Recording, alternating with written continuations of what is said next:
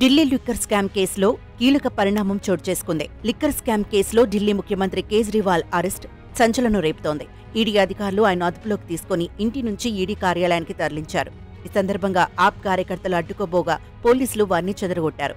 ఈ కేసులో ఇప్పటికే అనేక దఫాలుగా నోటీసులు పంపినా స్పందించని సీఎం కేజ్రీవాల్ ను ఈడీ అధికారులు అరెస్ట్ చేశారు. గురువారం సాయంత్రం సర్చ్ వారెంట్తో సీఎం కేజ్రీవాల్ ఇంటికి వచ్చిన ఈడీ అధికారులు విచారణ అనంతరం ఆయన్ను అదుపులోకి తీసుకున్నారు.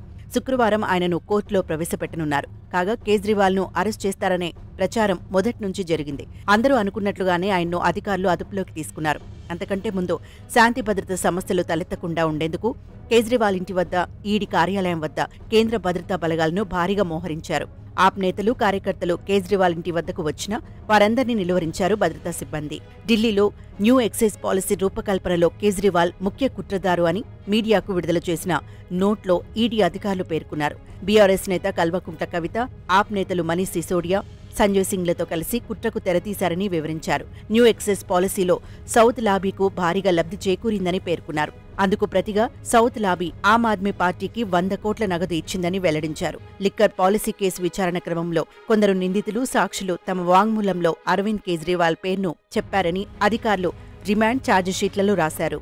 లిక్కర్ పాలసీ కేసులో నిందితుడైన విజయ్ నాయర్ అరవింద్ కేజ్రీవాల్ కార్యాలయానికి తరచూ వెళ్లేవారని అధికారులు తెలిపారు. ఎక్కువ సమయం అక్కడే గడిపేవారని వివరించారు.